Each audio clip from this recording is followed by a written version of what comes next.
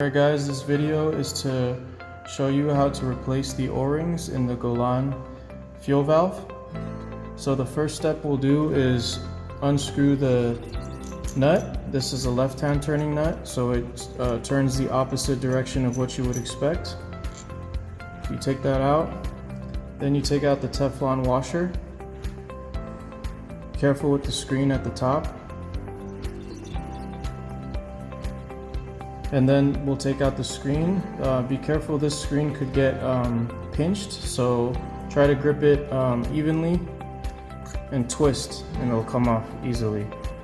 For the extension tube, we'll use a wrench.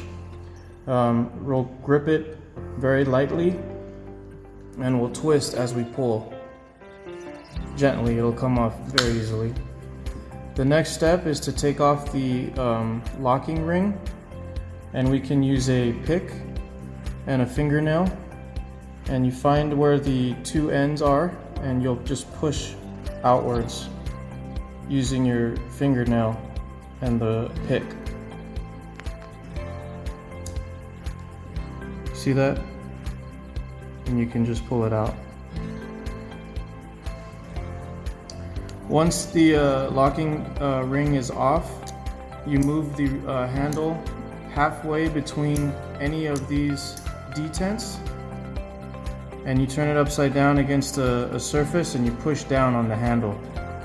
We recommend doing this inside a plastic bag or a box just because the ball bearings can fly out due to the spring. So you just push down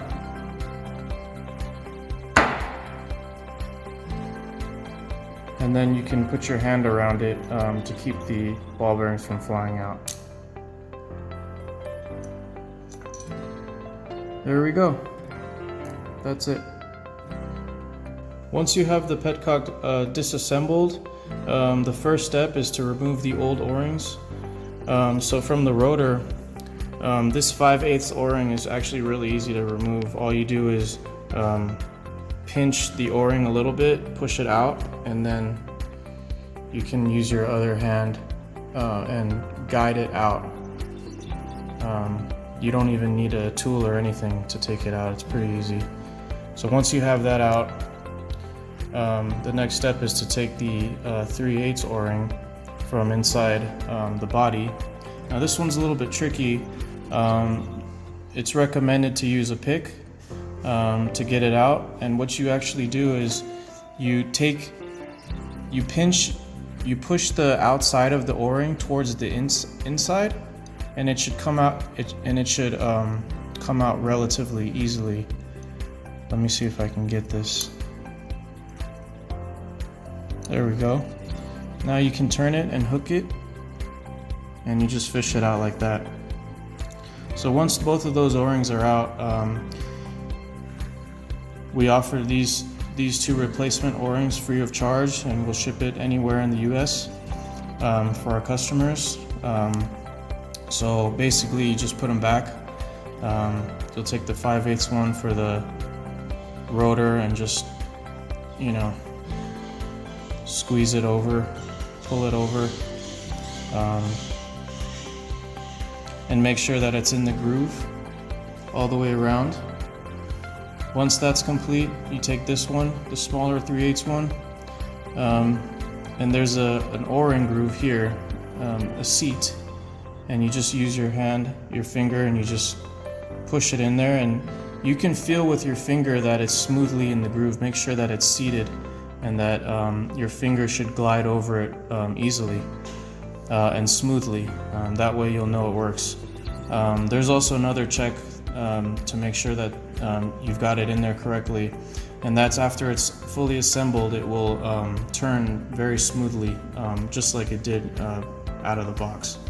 The next step is to take the rotor, and there's a larger hole and a smaller hole. The larger hole, take one of the ball bearings, you put it in there, you keep another finger at the bottom to hold it in place, and then you'll take the spring, put it in that same hole, and then the second ball bearing goes in after.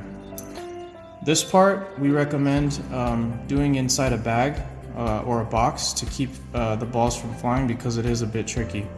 So you can take both your fingers and squeeze, and then you take this, the body, and put it over, and squeeze and push down. Once it's over, that's all it takes. And then we recommend to turn it as you push down.